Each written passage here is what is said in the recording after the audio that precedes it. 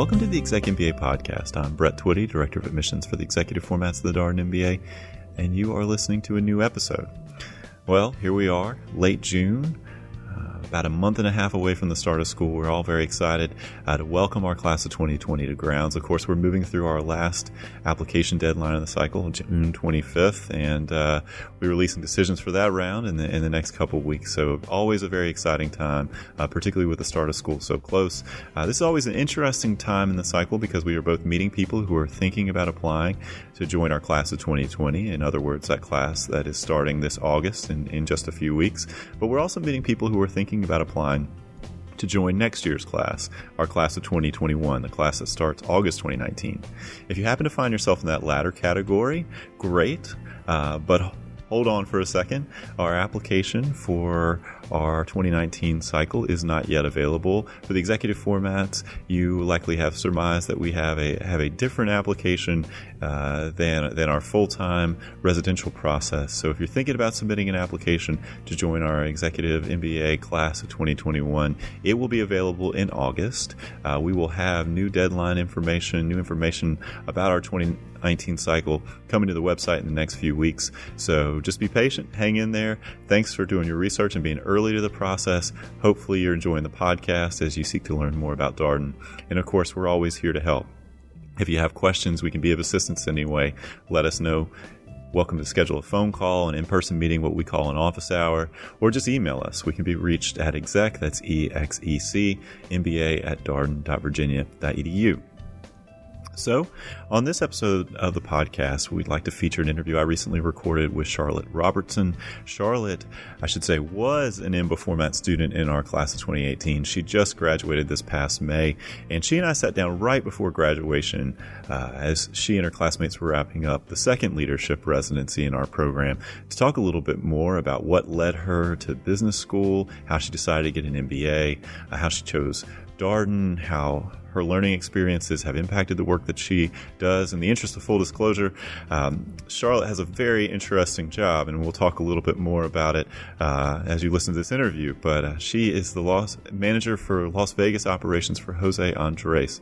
Of course, a chef that we all know well, has been on 60 Minutes, very much a celebrity chef, and has a number of restaurants here in the Washington, D.C. area. So I think you'll enjoy this conversation, very interesting one. So without further ado, here's my conversation with Charlotte Robertson. Charlotte, welcome to the podcast. Thank you. Okay, so for our listeners at home, tell us a little bit more about your background. So I'm in the hospitality industry. I've been in restaurants since the first time I was in school, which was UVA class of 1999. And currently I live in Las Vegas. I work for Jose Andres, and I am the director of restaurants at his restaurants in Las Vegas. So one of the fascinating things recently is how Vegas has become such a restaurant destination, and having chefs like Jose Andres there certainly has a lot to do with that. I'm sure you're a lot busier these days, or extremely busy these days. Yeah, it's been a really interesting experience. We definitely compete with some of the best chefs across the world. And that makes for a really interesting exercise in staying top of mind, staying relevant for the millions of visitors that come to the city every year. And it's really cool to be kind of part of this really great culture that's been built in Las Vegas over the last 10 years. So how did you decide to go get an MBA? Work in the hospitality industry, as we were talking before we got started here, oftentimes students will think, gosh, I'm not from a traditional business background. How could I do an MBA? So how did you arrive at the decision that you needed an MBA? It's actually kind of an interesting story. There's some scandal involved, all the good parts of a good story. I'll try and tell it so it doesn't embarrass anyone. But I was living and working in Austin, Texas for a chef named Paul Key. I was the general manager at his restaurant named Key. And being the GM of a small restaurant like that, you kind of have your hands in all the pots. So I learned a lot about marketing. I learned a lot about finance, leadership, kind of all the different buckets. One thing that I didn't know very much about were the state of our finances. So I kept trying to learn more about it, but since it was such a small restaurant, it was difficult to kind of get a handle on it. And then we had a PR kind of scandal in the restaurant, and our chef, was no longer part of the restaurant. So we had to, meaning the managers in the restaurant and myself, kind of needed to figure out how to keep the restaurant going, at least in the short time. And I learned a lot about how to manage or how not to manage a PR scandal.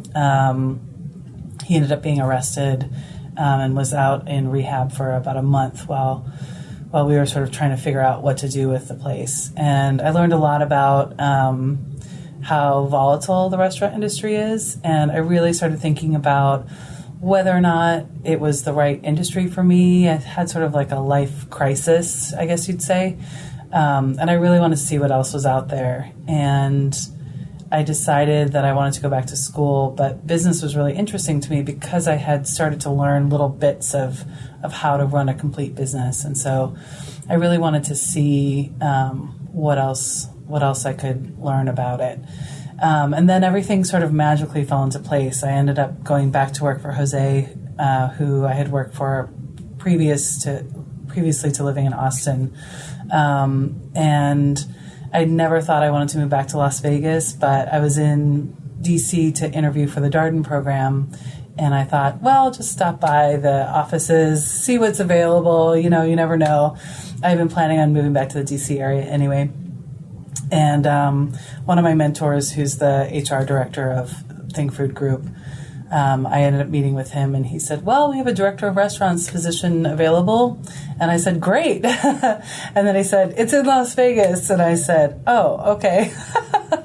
But the more I learned about it, the more excited I got about it. And then I just started the two at the same time, the new job and the program. And I'm so grateful that I did. So that sounds like a full plate, though, as you start. Starting a new job and school.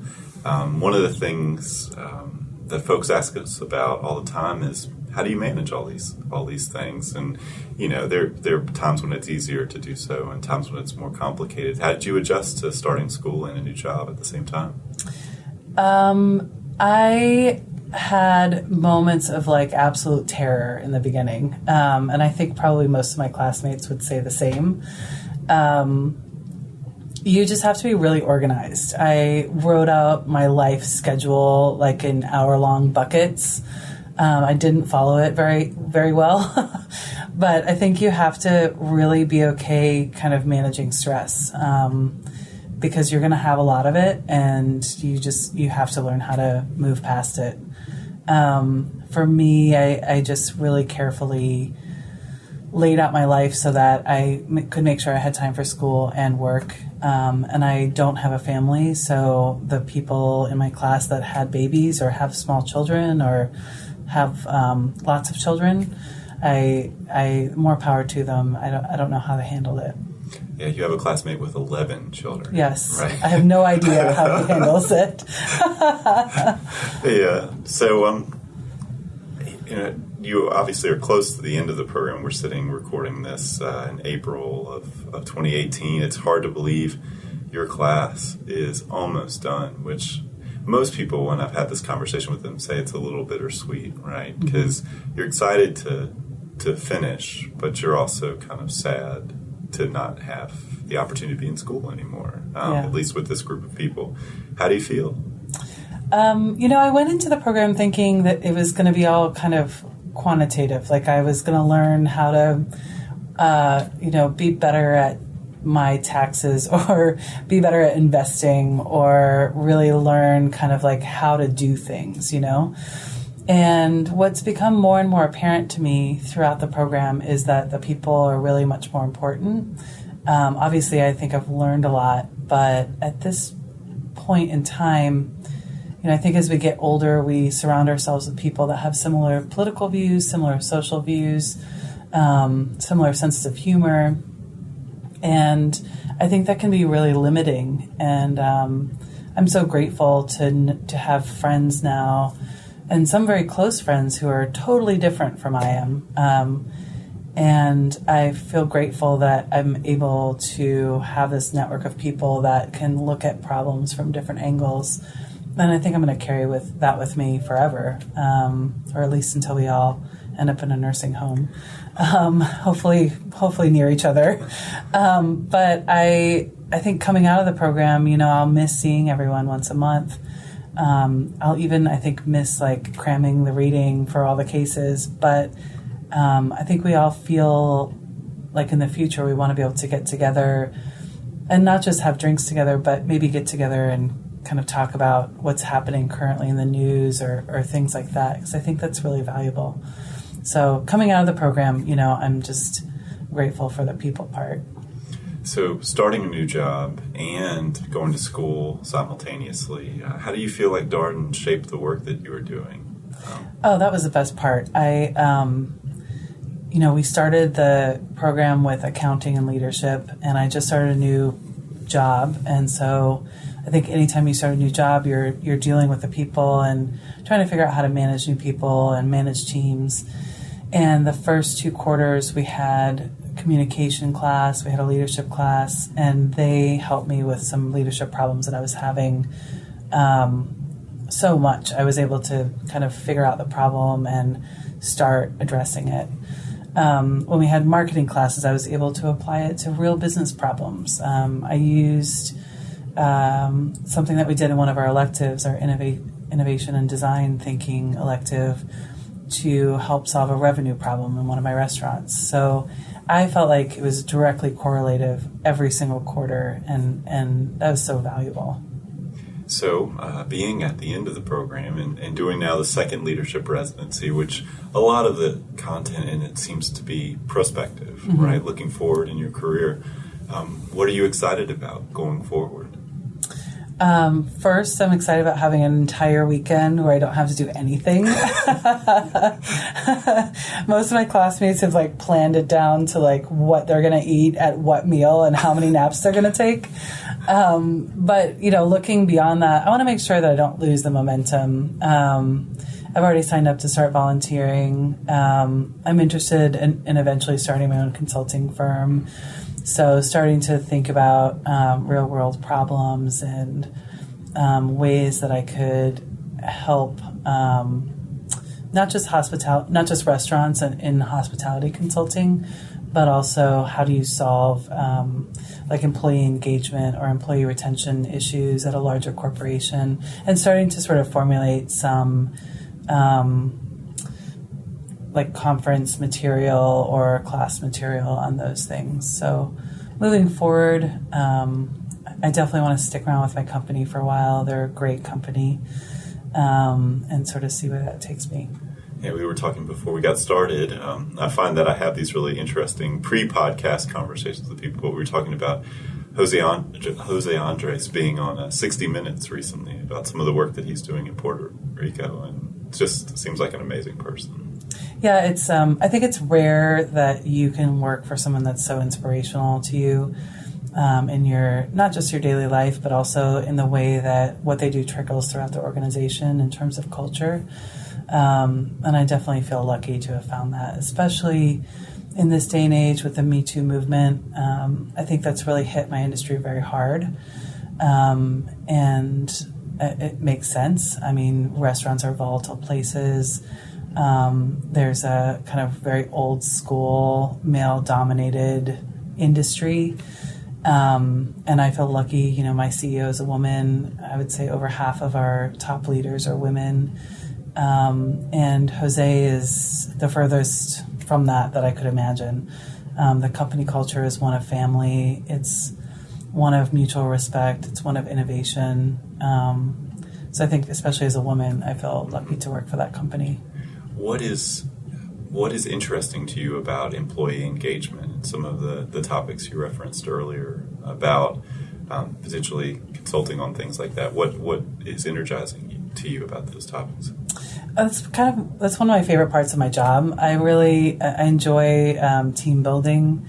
There's something so special when you have a group of people that start to really trust each other and can then come up with great ideas and just move the business along without it's not even hard work at that point, And I think that as time progresses, that's one of the biggest problems in big business right now is employee turnover. I think it's something like 1.2 years is the average amount of time someone works at a company. And if you think about like the training costs and that and the hiring costs, I mean, that's a huge amount of money that companies are losing. So when you imagine a restaurant where it really is a family environment, I mean, my restaurants, I think we have a 30% turnover rate, which is super low for restaurants. And it's because people feel engaged while they're there and they feel like they matter and they feel like they're important to the success of the restaurant. So I think that you can easily translate that into a larger corporation, and that's kind of the fun part, Yeah, there is something special.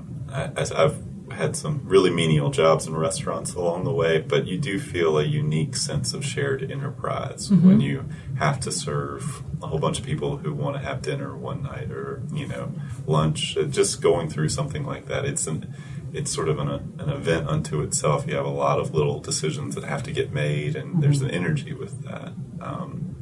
But you are right.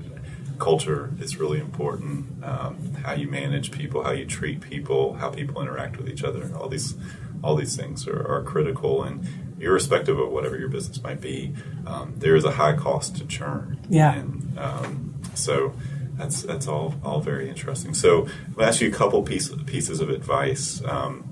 What would you say to someone who's trying to think, might be from a so-called non-traditional career? And I think we've tried to be very clear with prospective students that whole binary notion of traditional, non-traditional is not applicable. But for the purposes of this question, I mean, for somebody who's from, say, not a finance or a consulting background, trying to think about an MBA, what advice would you have for that person?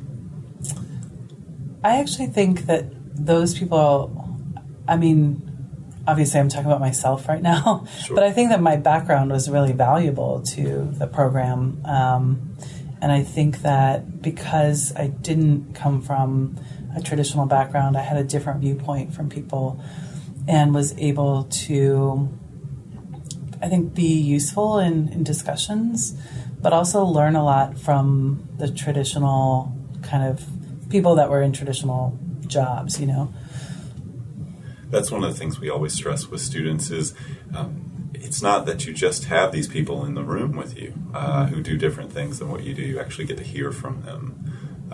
You get to hear their perspectives, their thoughts. And the nice thing about the program is it gets you out of the bubble where you work. Yes. Right? You are all of a sudden surrounded by a different set of people. To your point earlier, about the people you interact with are people who come from different backgrounds, different industries, different life experiences, not necessarily people you would absolutely gravitate to, and yet you're thrown together in this class and you're learning together, and everybody's ideas shape each other. And I think the case method leverages all of that and forces you to interact with each other. Yeah. I have these conversations with folks about the case method, and sometimes people are a little intimidated by it. This idea that you have to speak up in class, and there's concern about, I'm not that extroverted. How would you encourage a prospective student to think about case method learning? I actually think it was interesting because in the beginning, the people that kind of were the most outgoing and the most extroverted were always raising their hands, and they always had the floor. But then, after a couple months, things settle down, and you start wanting to hear from the people that you've talked to one-on-one and that can really offer valuable feedback. And then as the months go on, like certain people in your class, they're always going to say certain things, and it almost becomes a joke. And, one of the best parts about the program is that first week, if you didn't have that first week where everyone kind of got together, was in the same place, you're forced to interact with your learning team. You're just forced to be super social.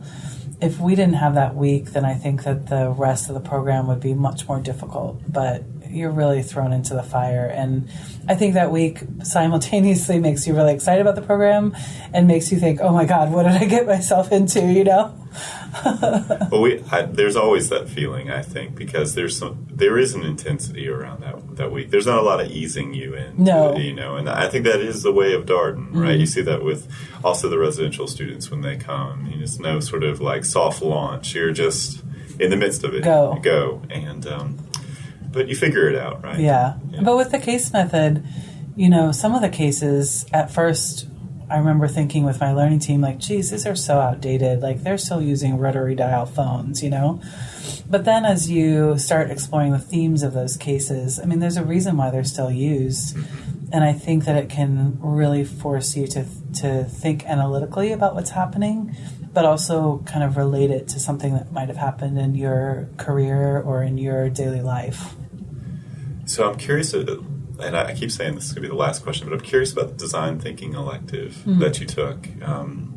We get so many questions about electives, and it's also probably the hardest part of the experience to describe specifically because we're having these conversations with candidates oftentimes 2 full years before they'll get to the elective period in the program. And so tell us about the design thinking elective you took. Yeah, so I was with a professor named Ed Hess, who I think is maybe a visiting professor, or I'm not sure of his title, but he's written a lot of books on not just creative design thinking, but also kind of this idea of, since we're moving towards artificial intelligence and kind of machines doing human labor, how do humans stay relevant? And it's through kind of introspection and through like being able to manage people. And so he gave us this assignment where we need to think of a scientific experiment to help solve a business problem. And so one of my restaurants had a real revenue problem in the afternoon, and we're the only restaurant open on the 3rd floor, but no one's coming up there, and so it's just kind of dead time. So I got together with a group, and everyone's kind of spitballing ideas at me, and we spent a couple hours sort of thinking of possible solutions to it. And they were like crazy at first, like bring a circus in, or like flamenco dancers or whatever. But I think that was kind of the point, is to get you to think outside the box. And so what we ended up doing was putting together a menu with like special small plates. It's a tapas restaurant. And using that to have the chefs kind of research R&D new dishes and put them on the menu, and then also offer flights of wines that maybe you wouldn't normally get. And we've had a ton of press about it. I'd say our covers have gone up by at least 300 or 400 a week just during that time. And so it's been great. It was very useful. Wow. That's a lot of impact. Yeah, it was great. Well, Charlotte, thank you so much for being on the podcast. It's such a pleasure to talk with you. And obviously, we're so proud of you and your whole class for getting to this point and being so close to being done. So thank you. Thank you so much for having me. And that was my conversation with Charlotte Robertson, an MBA format student in our class of 2018. Of course, if you have comments, suggestions, requests, anything you'd like for us to cover here on the ExecMBA podcast, we're all ears. Send us an email at exec, that's EXECMBA @darden.virginia.edu. Of course, we plan to keep these podcast episodes rolling into the coming months in the brand new cycle, so we're always eager to hear your suggestions. And as always, until next time, thanks for listening.